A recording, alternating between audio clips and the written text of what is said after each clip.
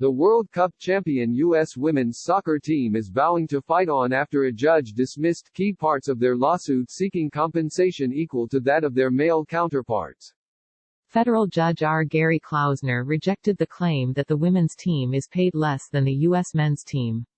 He also dismissed a claim of unequal working conditions related to the number of turf and real grass pitches. While the judge did allow other claims in the lawsuit to move forward to trial, for the women who won the hearts of the nation with a romp to the World Cup title last year, the ruling is a major blow.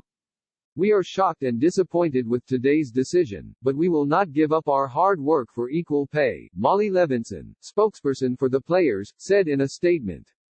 Team co-captain Megan Rapinoe tweeted, "We will never stop fighting for equality."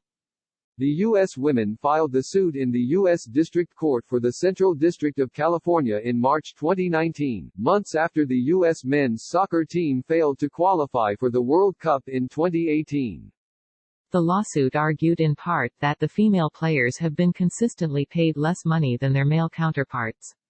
This is true even though their performance has been superior to that of the male players. The U.S. women then went on to dominate the 2019 tournament, culminating with a 2-0 win over the Netherlands that fueled support for their claim that they were undervalued. The crowd cheering the team's victory in France erupted into a chant of "Equal pay, equal pay." In dismissing the women's claim that they are paid less for the same work, Judge Klausner pointed to differences in the structure of the men's and women's contracts to which they agreed in collective bargaining. The WNT, women's national team, rejected an offer to be paid under the same pay-to-play structure as the MNT, men's national team, and the WNT was willing to forego higher bonuses for other benefits, such as greater base compensation and the guarantee of a higher number of contracted players, Klausner wrote. Accordingly, plaintiffs cannot now retroactively deem their CBA worse than the MNT CBA by reference to what they would have made had they been paid under the MNT's pay-to-play structure when they themselves rejected such a structure. The judge said the women's contract guarantees players will be paid regardless of whether they play.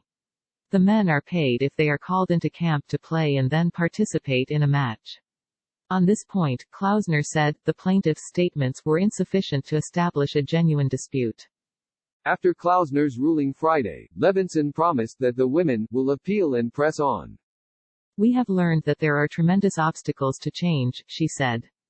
"We know that it takes bravery and courage and perseverance to stand up to them." For its part, U.S. Soccer expressed hope for a less acrimonious future. "We look forward to working with the women's national team to chart a positive path forward to grow the game. We are committed to continuing that work to ensure our women's national team remains the best in the world and sets the standard for women's soccer." A trial for the remaining portions of the lawsuit, which include allegations of differences in men's and women's travel and hotel accommodations, is set to begin in June.